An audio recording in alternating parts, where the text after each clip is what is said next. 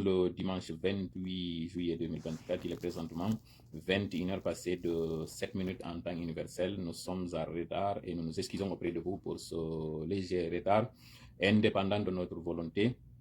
Qu'à cela nous tienne, nous reprenons notre soirée comme à l'accoutumée pour vous parler, comme nous l'avions promis hier, de deux sujets et de divers. En réalité, il s'agit du même sujet, mais qui est éclaté en plusieurs points. Le premier, ce sont les tracasseries et abus sur les usagers de la route. Entendez par là toutes les personnes qui utilisent la route, qui soient utilisateurs professionnels, qui soient utilisateurs personnels de la route. Pourquoi les routiers décident d'arrêter leurs engins? Là, nous parlons, vous avez évidemment compris, ceux qui sont routiers, qui font tout leur possible, malgré les risques, malgré les difficultés du métier, malgré les multiples accidents et les routes très étroites, très accidentogènes. Ils font de leur mieux pour ne pas qu'on manque de nourriture dans nos magasins et par extension dans nos maisons. Ces derniers sont acculés par des charges inutiles, abusives, mais aussi des pratiques abusives de la part de ces hommes en uniforme, supposés pourtant les protéger. Et cette fois-ci, ils trouvent trop que c'est trop, ils décident de mettre un terme à cela en arrêtant leurs engins à partir du 25 août. Et cela veut dire bien avant l'échéance fixée par les autorités illégales et illégitimes. Nous allons parler de cela et vous ressortir pourquoi est-ce que ces personnes-là, d'ailleurs, ils ont donné un mois à vous, citoyens, afin que vous ne soyez pas pris au dépourvu. Mais en même temps, est-ce que leur revendication est légitime? Est-ce qu'au moment où ils sont en train de subir des difficultés d'ordre professionnel, est-ce que c'était le moment bien choisi pour que les autorités décident encore d'augmenter de charges? Justement, ces charges-là, au niveau du deuxième point, ce sont les changements de documents administratifs. Est-ce que ce changement opéré, justement annoncé depuis maintenant 2 ans, depuis bientôt 2 ans, est-ce que ce changement ne cache-t-il pas une autre réalité qui mérite notre attention? Et par là, entendez par là que est-ce que cette insistance de la part du CNRD ne cache pas aussi d'autres velléités? Nous allons tenter de répondre à ces questions. Troisième point, ce sont les divers, et dans ces divers, nous allons parler de ces infrastructures routières. Vous n'êtes pas sans savoir qu'aujourd'hui, la Guinée manque de tout.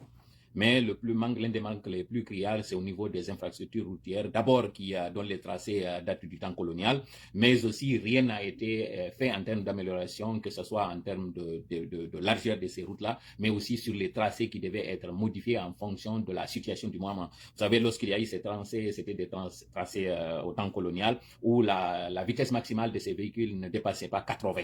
Maintenant, les camions peuvent rouler jusqu'à 180 au-delà. Il y a même des véhicules de 200 et quelques kilomètres à l'heure, alors que des virages courbés restent toujours sur ces tracés de route. Pourquoi est-ce qu'il n'y a pas eu d'investissement? Pourquoi il n'y a pas eu de priorité donnée à ces routes? Nous allons parler de cela, plus particulièrement de cette arnaque qui est en train de se faire au niveau de ces chantiers attribués contre des mines. Vous savez, la nouvelle formule des autorités, c'est de brader nos mines pour avoir des armes, mais aussi pour avoir des infrastructures qui ne tiennent pas du tout. Longtemps, vous avez vu le dernier échangeur qui a été inauguré du côté de Bambedo. Vous avez tous été parmi les personnes qui ont subi le calvaire de ce véhicule qui est tombé en panne.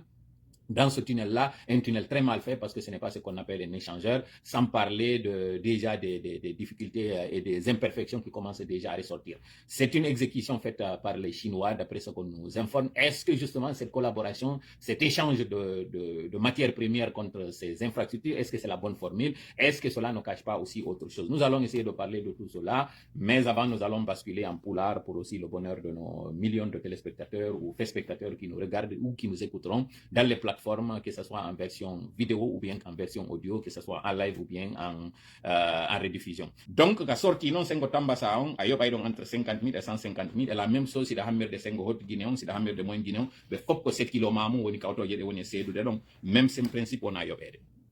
Be ngebi do jelu 1h31 minutes. Dun do fou, koy hore o sofer jodo tawdo recette makko on fou ko 10 millions 150 000 o jogi.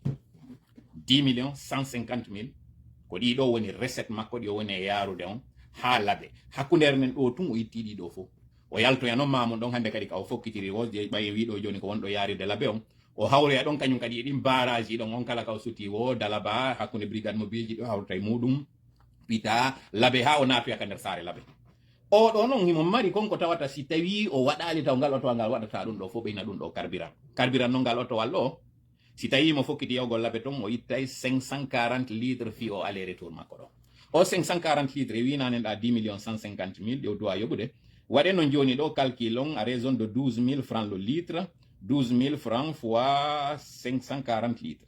Donc, il y a 6 480 000.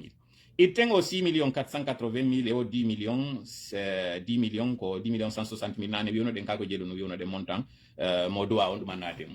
Wade donc calcul modo on daron o sofer do joko jelu o woni hewti do de hore modum kasudo. Ko nyamay, apprenti be makko nyamay, otol makko panay, ngal do otol no nyawli didi wiiden do fop yete lan do sofer jodo ko jelu o woni hewti do de kasudo makko. O won be wadde o ligne labe do. O fokkita non kanyum kadi ko fokkiti do gon bandi no habbimo. Lawol kanugol no habbimo, accident ji no habbimo. Ara non hewta kadi di baraji do wobbe makko dolamo. E yiwo video mo tawata on, mido wawi on hedintinde do. Kambe ari be taymo mo filmi be ko be woni wadde kon jattugol be kambe mbudi on fiyo holdu jama on anda ko dun do be wona wadede. Be ari be taymo ka wore volam makko, be seki mo cionci din, be barmini mo, be jabi mo telephone on, be yaltini hendu pinere makko nden kanko kay. Jama mi fala en andu moƴƴa. Njaggu haande accirali ni hore mudum. Gibi non ka wonno den ka lekkol gibi ka won en paykun si woni dolo won dimmobe makko o andi hande kadi mo wawi arde dola luttube hulbe mo ben accata tanke o hebo yali nyande go on darti do mo hakkunde gorebe makko ben ton pimo piggal sumbala piya waylita ko gibi nan nyande kadi o wattanta ila dum do ka won en paykoy ka won en to sokoy huntere biredi ne yara den ka lekkol jabo en de huntere lekko biredi do hara nyamata arten ka sutta wan sustayata de mawbe mede men kari jabi e hunde kari parce que de nguli dum do acci wo nyande goddo go desido immoy to nyande go darto wi'a dum do wadata piya mo piggal sumbala piya wayde to dimine nyande peo hettoto ko men ngeto radi dum do be transporter be do be desidi no ngande kadi dum do trop c'est trop parce que ko hore dum do no wona wi'ede visite technique ko e watte don ko hore dum do wona wi'ede kadi ko be sanzo di kaydiji do fo di non kaydiji do fo o sofejo do tigi kanko taw ko dum habbimo o do sofejo kanyum kadi permis de conduire makko ina wada na durée de validité c'est normal.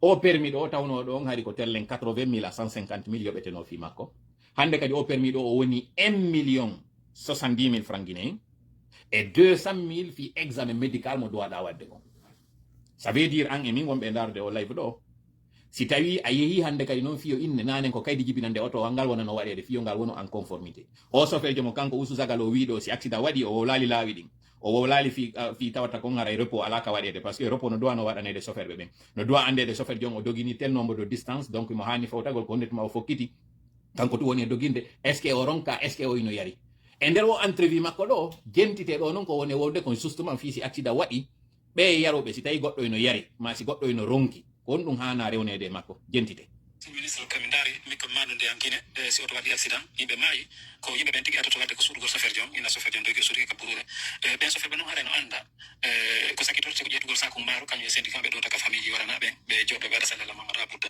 joni lambu ko dum mardo ko jetta ton décision fi si famille accident si wadi yara do suti yara foton ko sofer si accident wadi ko sofer jom yara modi o so iketum hare ko accident nete voilà gentite de ko dum fi lagine no yurmami wallahi fi lagine no yurmi c'est dire Ousmane no wada do e département mo tawata anda ko no wonani do o anda dum do yoni no fi o destitué sofer jo wo fi bay so itum si dum do wadi ara ko accident ko no so inte sofer jo ba vola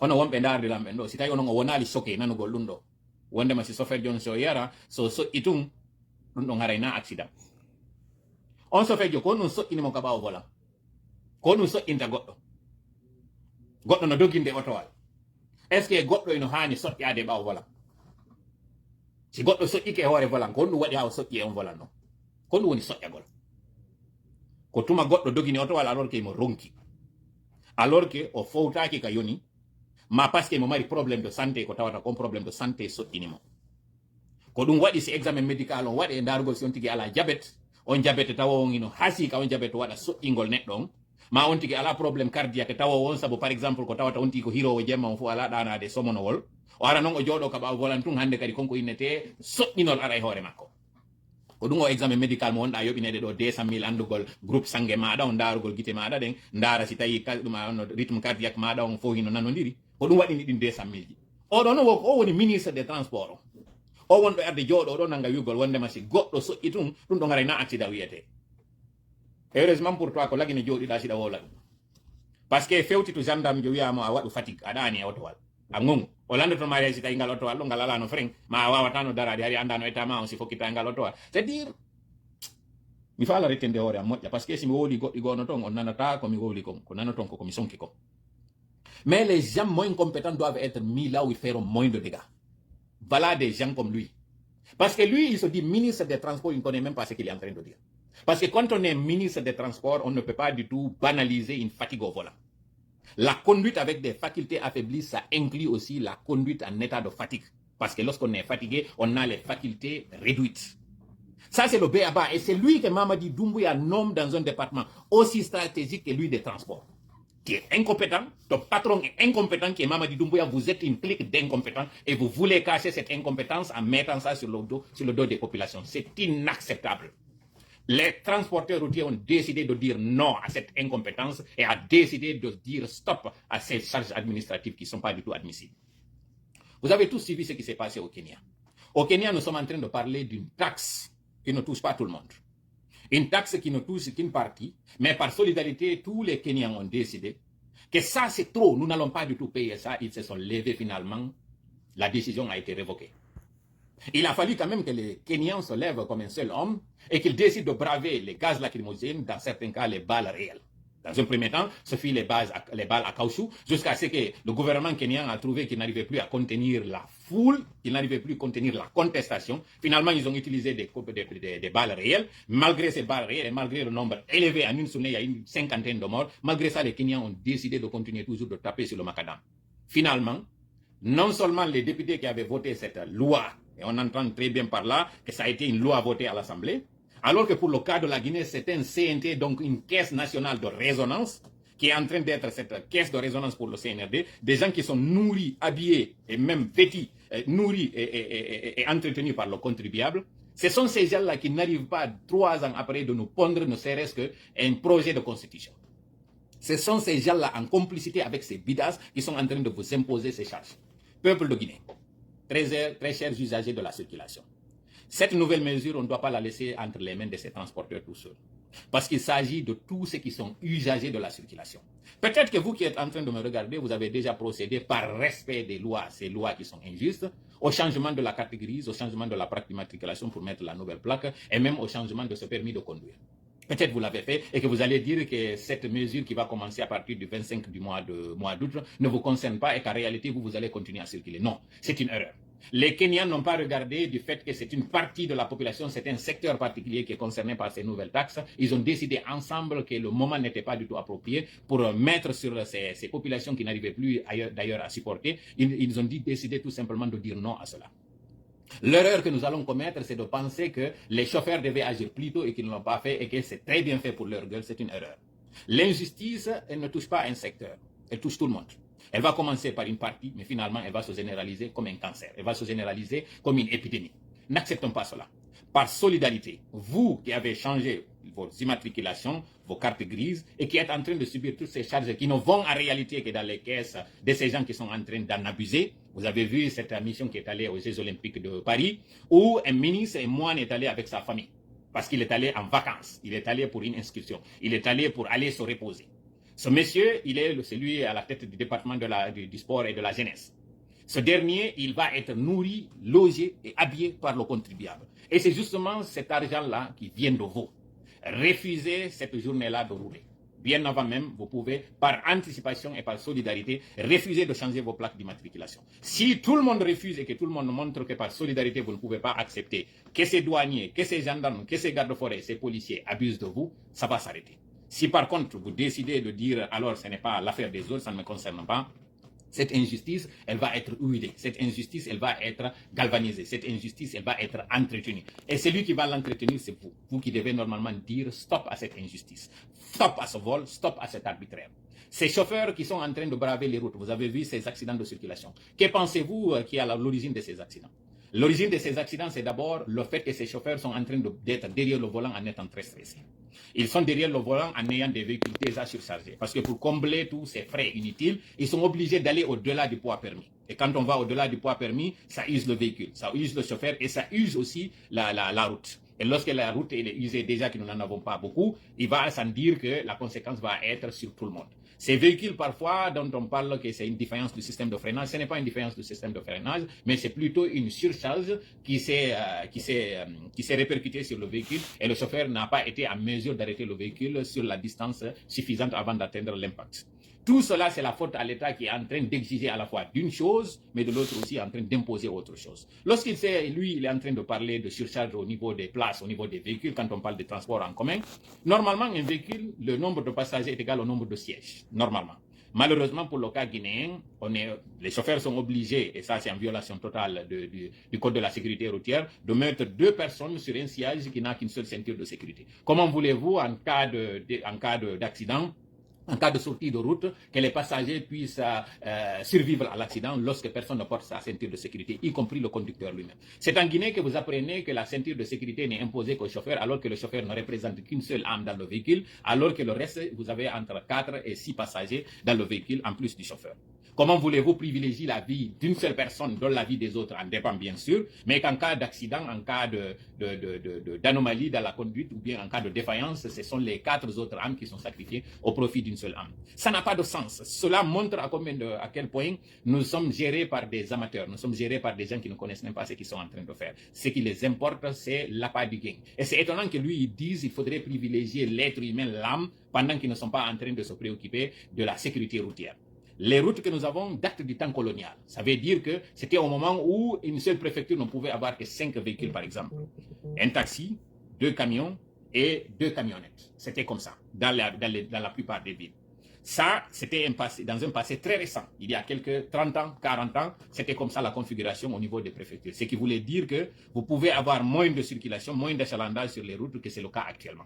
Aujourd'hui, le parc mobilier guinéen, il est très vaste. Il est vieillissant, de même que les routes. Mais qu'est-ce que ces autorités sont en train de faire en termes d'infrastructures? Et c'est là justement nous allons attaquer le volet de ces infrastructures routières. Vous avez vu cette route dans les années 2017-2018, lorsque le pont en fer au niveau de l'Insan, si je ne m'abuse, c'est au niveau de Colentin, avait cédé, si je ne m'abuse, c'est au niveau de Colentin ou Tamagali, lorsque ce pont-là, au temps du ministre Naïté, lorsqu'il était au niveau des travaux publics, lorsque le pont-là avait cédé, il n'y avait pas d'alternative. Toute la circulation au niveau national s'était interrompue tout simplement parce que nous n'avions que cette route-là, nous n'avions que ce pont-là. Alors que ce pont-là est fait au temps colonial et ce pont-là n'a pas une largeur si grande. Tout cela, ça montre que les différents régimes ne se sont pas intéressés à donner des routes aux Guinéens. Ils se sont intéressés à s'enrichir, ils se sont intéressés à rester éternellement au pouvoir. Et cela doit encore s'arrêter. Nous devons dire stop à cela. Et la nouveauté, c'est que désormais, ils sont en train de brader, d'échanger nos ressources naturelles qui ne sont pas du tout inépuisables, qui ne sont pas du tout renouvelables. Ils sont en train d'échanger ça contre des contrats qui sont des contrats à la fois léonins, mais des contrats aussi de gré à gré, mais des contrats, et pire, des contrats qui sont des tapes à l'œil, des trompes personnes. Pourquoi? Parce que lorsque vous voyez avec ces contrats chinois, le plus récent est celui de l'inauguration de l'échangeur, où vous avez tous vu ce tunnel qu'ils ont fait, qu'ils ont appelé échangeur. En pleine capitale, un tel trou à 2 voies, ce n'est pas du tout une cause acceptable. Il suffit qu'un seul véhicule se bloque à l'intérieur, tombe en panne pour que la circulation soit complètement arrêtée. Ces gens-là, lorsqu'ils faisaient ces études de faisabilité, ils n'ont pas pensé à cela? Ces gens-là n'ont pas réfléchi à l'agglomération, à la démographie qui est en train d'aller de manière exponentielle. Ça veut dire que ces personnes-là veulent tout simplement nous tromper parce qu'ils voient que nous sommes très minimalistes. Ils voient que nous ne sommes pas en train d'exiger de l'excellence. Ils voient que nous sommes très faciles à berner. Et parlons justement de cette tromperie. Vous avez vu ce qui est en train de se passer à la baie présentement. Ces routes qui sont en train de faire de rafistolage et de bricolage, c'est le mot qu'il faut. Ce n'est même pas un rafistolage, c'est un bricolage qu'ils sont en train de faire. Et sachez que ces routes, c'est un droit et c'est un devoir pour l'État de nous donner des routes. Et c'est malheureux de voir que certaines personnes sont en train d'applaudir des choses qui sont en réalité devaient être rejetées. C'est très dommage. Donc nous appelons tout le monde, toute la population guinéenne, d'est en ouest, du sud au nord, partout que vous soyez en Guinée, refusez catégoriquement de vous soumettre à ces autorités et demandons purement et simplement d'avoir nos droits. Nos droits, c'est quoi? C'est d'abord le retour à l'ordre constitutionnel. Le droit, c'est quoi? C'est que nous soyons respectés et que le peu de ressources que nous avons ne soit pas du tout bradé. Le droit, c'est quoi? C'est ces personnes-là, ces hommes en uniforme qui sont supposés nous protéger, qu'ils arrêtent de nous brutaliser, qu'ils arrêtent de nous d'abuser sur nous en nous demandant des montants qui ne vont pas dans les caisses de l'État. Le respect, c'est justement que cette corruption à ciel ouvert s'arrête. Voilà, donc c'était ça que nous avions pour vous et vous allez devoir basculer en poulard pour le bonheur des téléspectateurs qui nous suivent.